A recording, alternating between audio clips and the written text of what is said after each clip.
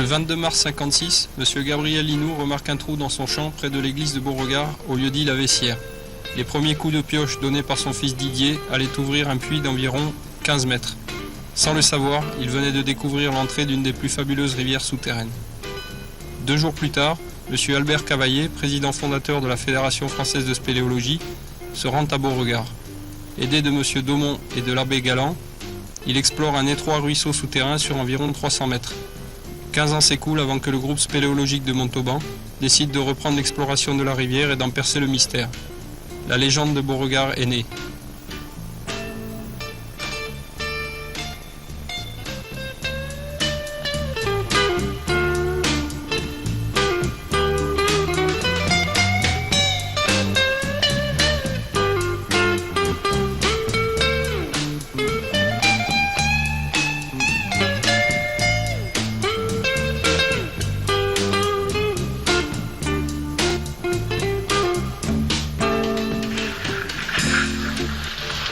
Des spéléos d'horizons divers, des précurseurs du club de Limogne qui n'existait pas encore, mais aussi des spéléos de Rennes, essaient de rassembler des informations sur la cavité. Aucune topographie, c'est-à-dire aucun plan de la grotte, n'a été réalisé.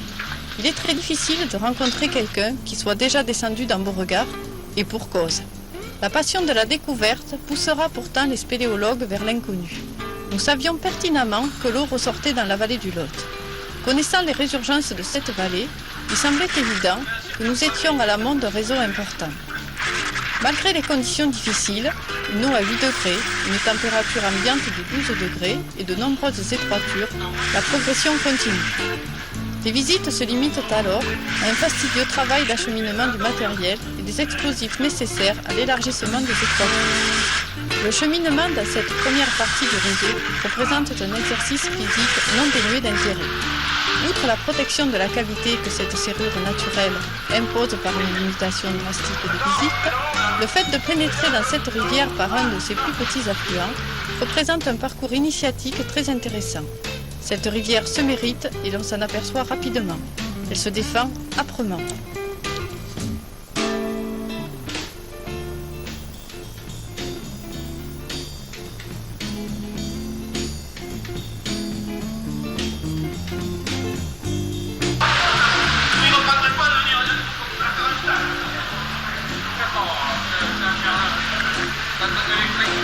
Nous nous glissons enfin dans l'ouvre-boîte, marquant la fin du parcours de santé. L'excitation de la découverte est maximum. Il faut cependant garder la tête froide afin d'éviter l'accident.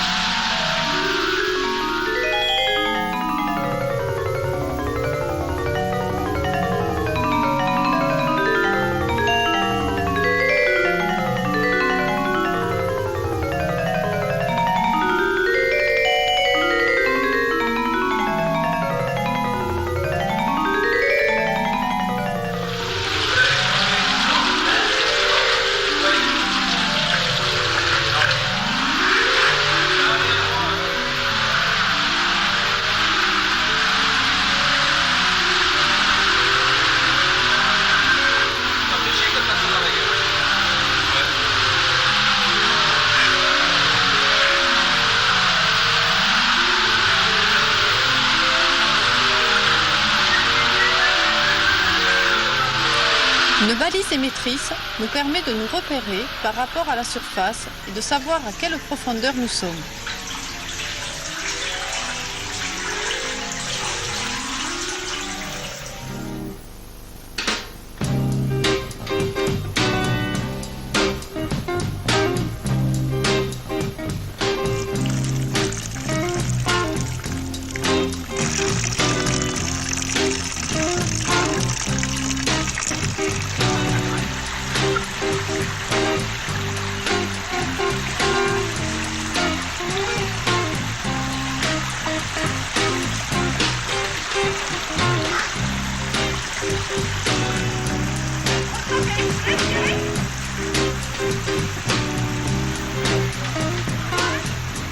La coloration du réseau en plusieurs endroits par la fluorescéine nous confirme que l'eau réapparaît à plus de 11 km de là à vol d'oiseau, à Grigols, dans la vallée du Lot.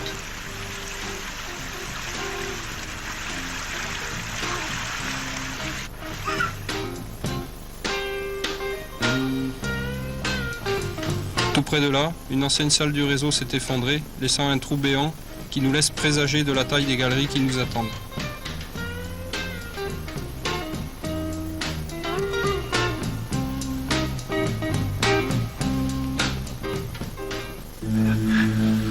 À 2,5 km de l'entrée, nous arrivons au passage Aubert, un tunnel artificiel long de plus de 5 mètres, dynamité en pleine roche qui permet de chanter le siphon du terminal.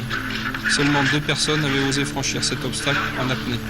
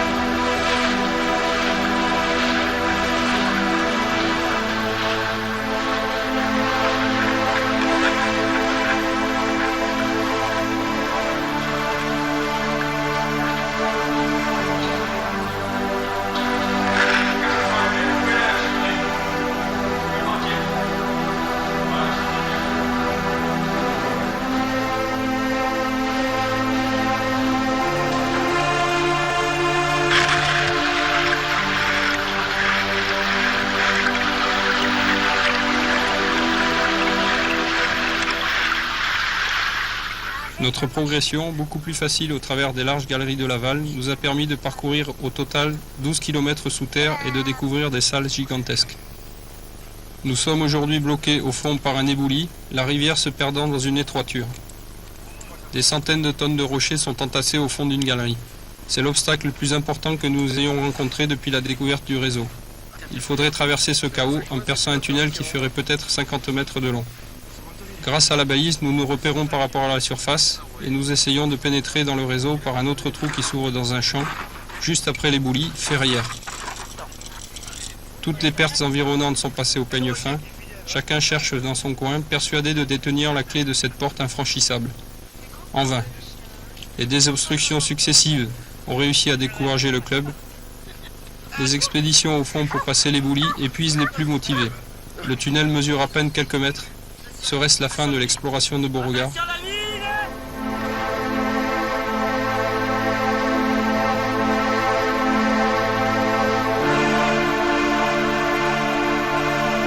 Nous décidons en attendant de reprendre l'exploration de la rivière vers l'amont.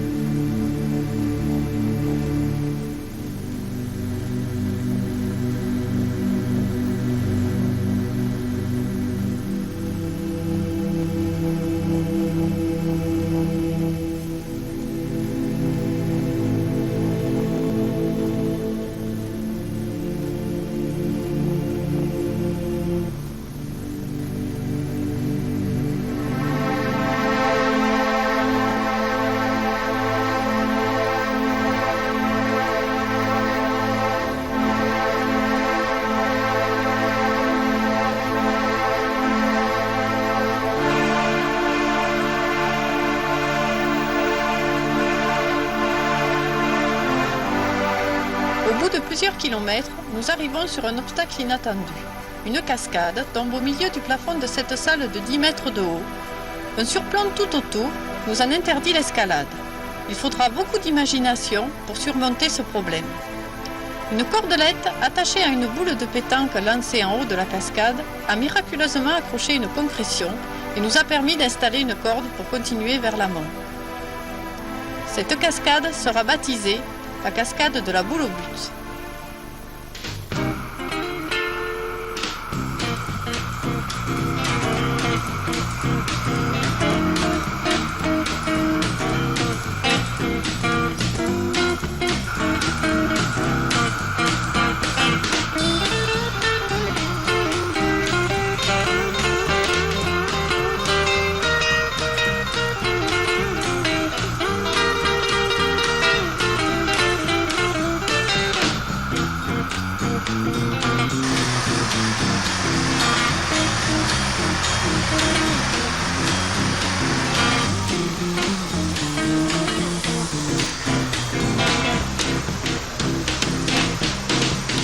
Après de longues discussions, la solution s'impose à nous, le ravitaillement du sous-sol à partir de la surface pour accélérer le percement du tunnel. Un forage est donc réalisé à l'aide d'un engin capable de percer un trou de 31 cm de diamètre et 73 mètres de profondeur. Nous avons imaginé un projet qui n'aurait jamais pu voir le jour sans l'aide des sponsors qui ont décidé de participer à cette aventure. Cet ouvrage nous permet actuellement de descendre le matériel indispensable de bivouac et de désobstruction, redonnant à l'exploration un nouveau souffle. Le forage interdit l'accès direct au spéléo, ce qui protège la cavité et préserve l'exploration spéléologique.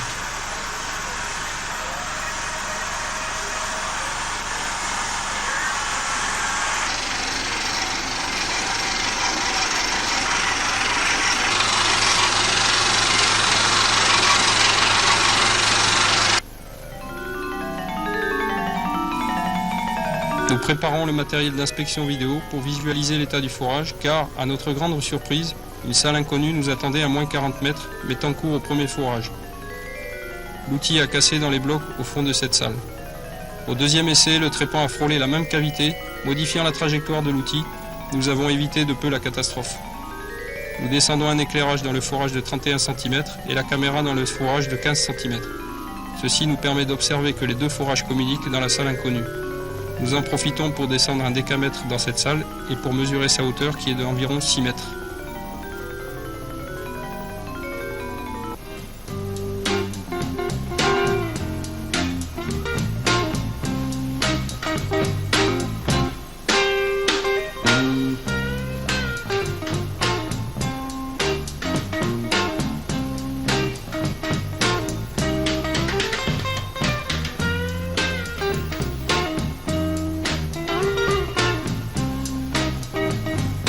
Une cabane est construite au-dessus du forage pour le protéger, pour y entreposer un peu de matériel et aussi pour abriter l'équipe de surface qui assistera les spéléos.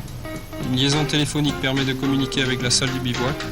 Elle s'avérera indispensable pour coordonner la descente et la remontée des containers en PVC qui ont été fabriqués sur mesure pour les besoins du forage.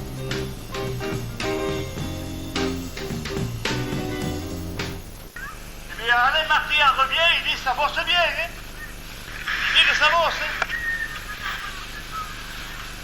Ah bon? Le premier bivouac s'installe. Les stagiaires, fatigués de 6 heures de progression depuis l'entrée, s'installent aussi. Dans un capharnaüm total, chacun essaie de retrouver sa paire de chaussettes, sa tablette de chocolat et son duvet. Les derniers aménagements sont effectués à la hâte. Des bâches tendues nous protègent de l'eau ruisselant des concrétions. En effet, nous avions fait le pari d'y organiser notre stage annuel de désobstruction d'une durée de 3 jours. Les nouvelles fraîches nous parviennent de la surface par le forage. Les gens, avertis par un article de presse, sont venus nombreux nous voir. Grâce à une liaison vidéo, ils ont pu visiter le bivouac et voir les conditions difficiles dans lesquelles nous avions passé nos 2 nuits. La nourriture a été préparée en surface et envoyée directement par le forage. Habitués au pique-nique spéléo, réduit au strict minimum pour des raisons de transport, chacun a cru bon d'amener dans ses affaires personnelles un petit supplément liquide et solide.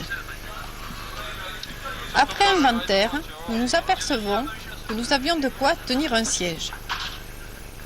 Nous n'aurions pas pensé que cette salle glaiseuse, une fois aménagée, puisse devenir finalement confortable. Vous l'aimez bien, quoi. Il a les yeux ouverts, il a la gueule pareille. C'est un tourné à la chambre.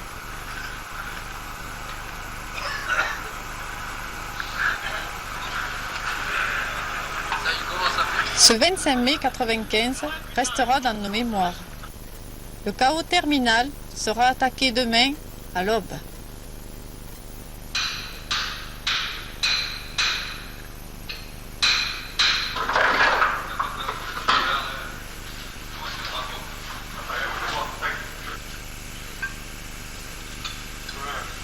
Des blocs gênant la sortie du bivouac sont cassés à la main à l'aide d'un éclateur de roche, facilitant l'accès à la superbe galerie fossile abandonnée par la rivière.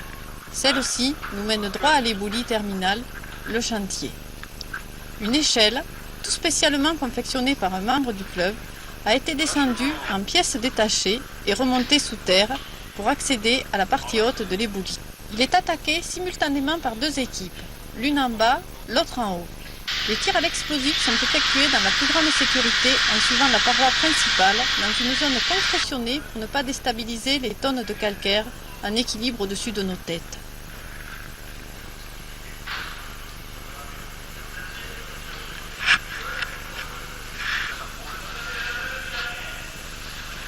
Pourquoi tu l'as fait peut-être pas? Ah non, c'était une technique de... Ah ouais. C'est bon ce bloc là? Vous arrivez à l'enlever? Aujourd'hui, 25 mètres de galerie ont été creusés à l'explosif dans cet éboulis qui nous résiste encore. Nous ne savons pas quand nous franchirons cet obstacle. Nous ne savons pas ce que nous réserve cette aventure. Nous ne savons pas ce qu'il y a derrière cet éboulis, mais nous ferons tout pour le savoir.